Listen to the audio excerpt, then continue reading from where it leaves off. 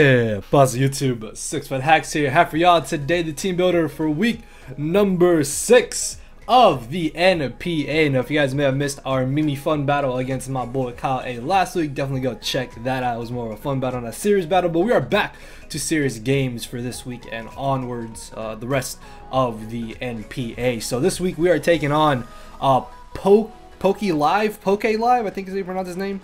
Coach of the Lancaster Castforms, and this matchup is very interesting to say the least. Obviously I'll be explaining that, but yeah, definitely check him out, guys. Channel link and stuff will be down below.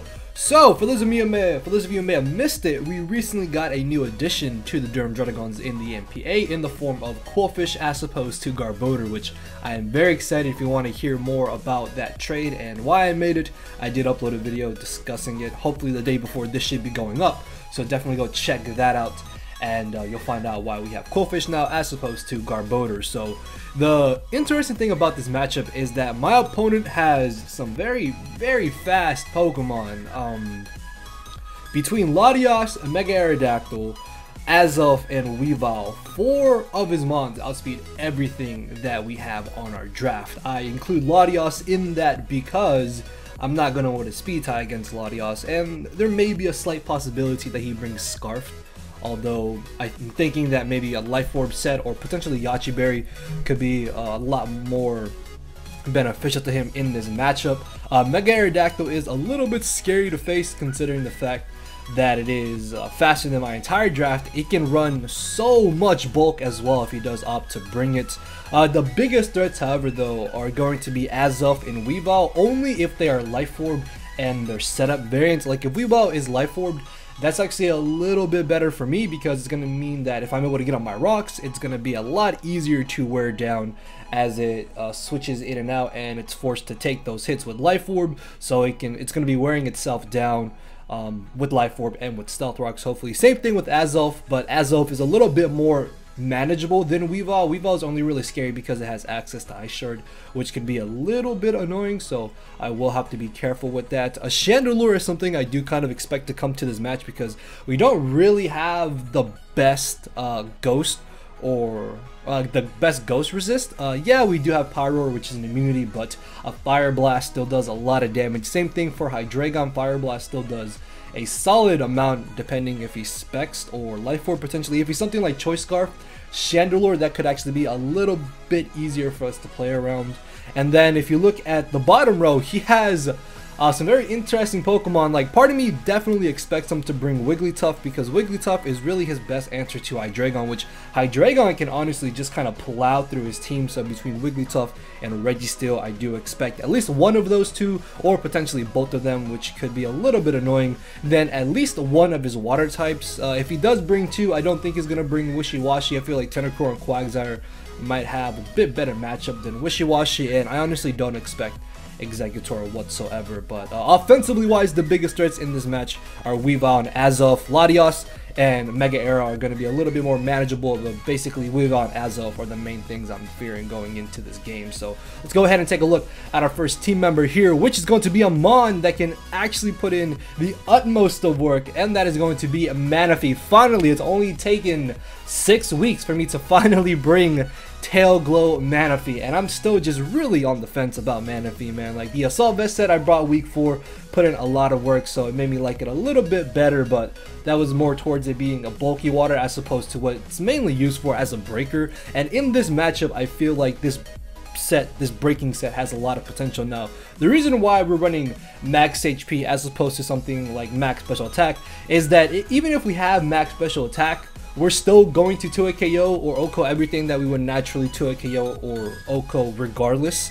Or if we get up to +3, we're still OHKOing things like Registeel from 252 down to 148 after some chip damage with our Z Scald Hydro Vortex. So I don't need Surf either because Scald also has that nice possibility of being able to burn the Registeel, burn the Latios potentially, or burn the Tentacruel slash Wigglytuff as well. But for the most part, the great thing about this bulk as well is that this can guarantee live any one non-Z move or non-boosted hit from his speedy offensive threats, in which case I can finish them off with Scald or with my Z Hydro Vortex, or Ice Beam them to knock them out, or Energy Ball accordingly. Energy Ball is really only for Quagsire and the Wishy-Washy. Like, I would love to fit Psychic over Energy Ball, but I would much rather have Energy Ball in order to be able to guarantee hitting the Wishy-Washy, Tentacruel, and the Quagsire, all at least for neutral or super effective damage respectively, which is really nice.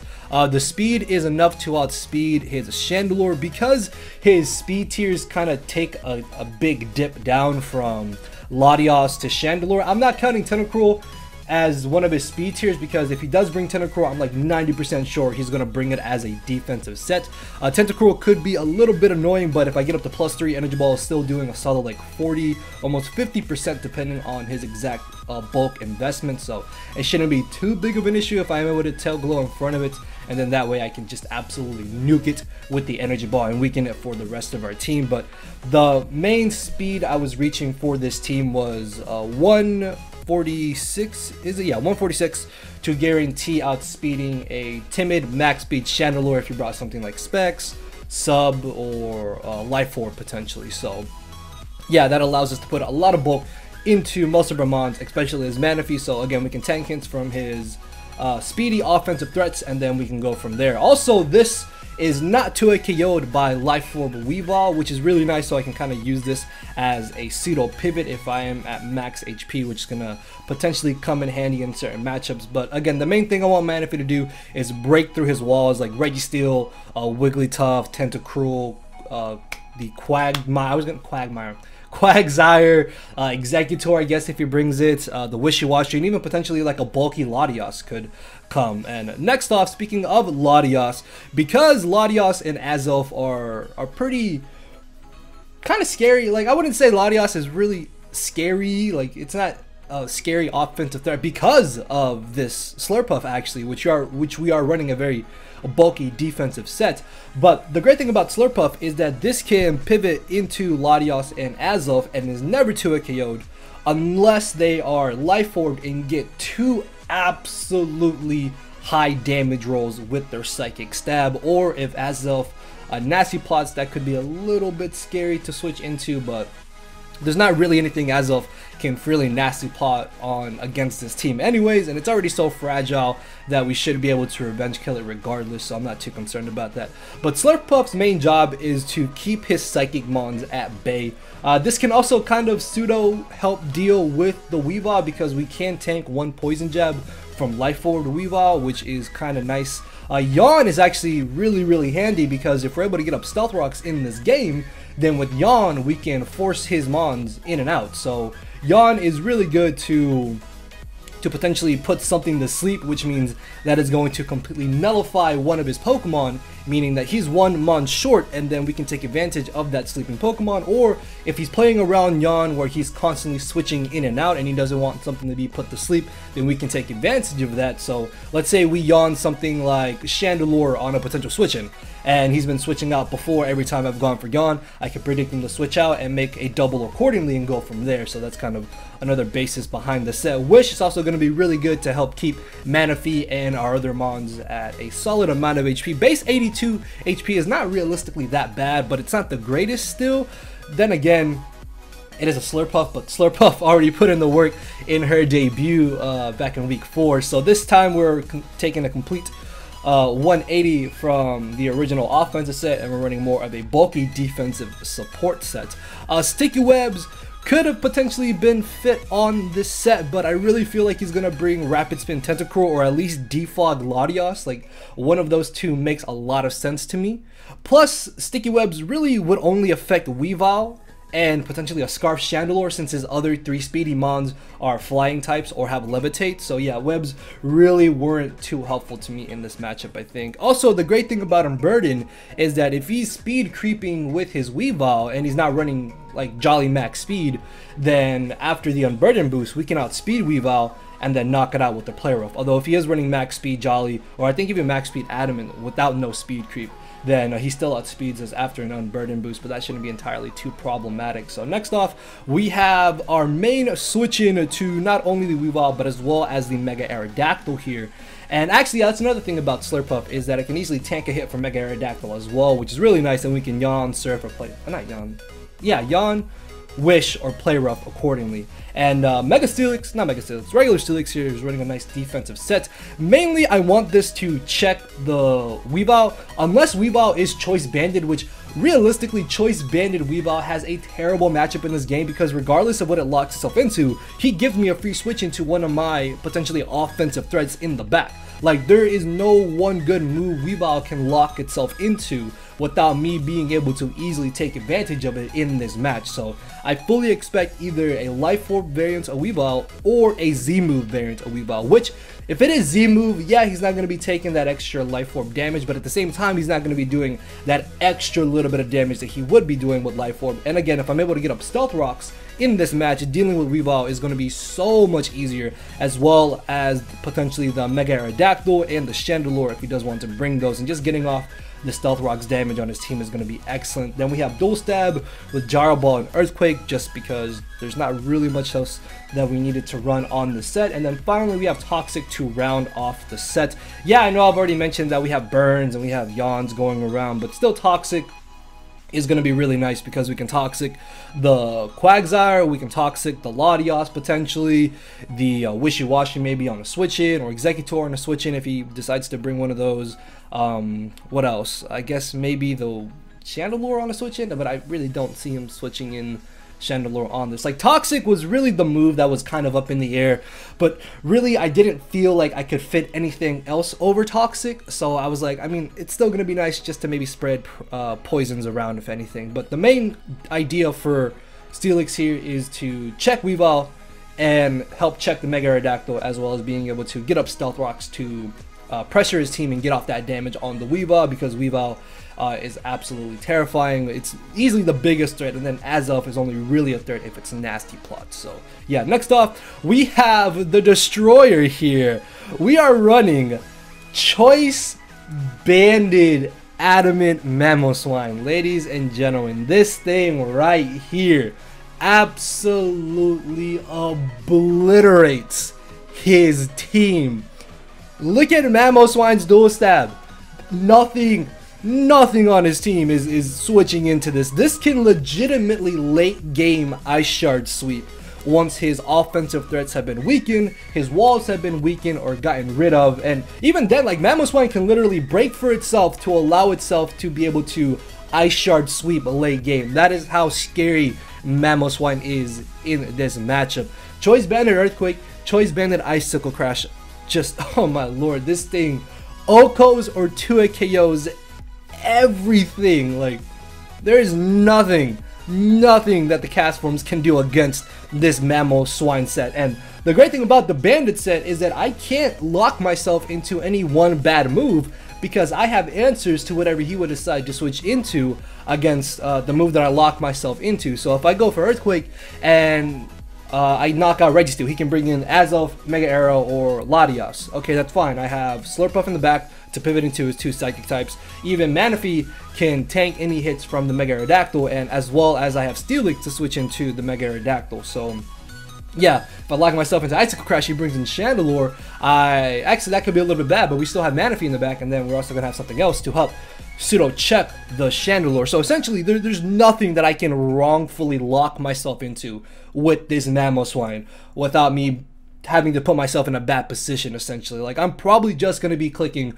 Earthquake and Ice Shard, and then, I mean, Earthquake and Icicle Crash, and then Ice Shard late game to just kind of sweep at that point. So yeah, really hoping Mamoswine like just kind of wrecks his team. I'm not even joking. Like, I want this to put in so much work.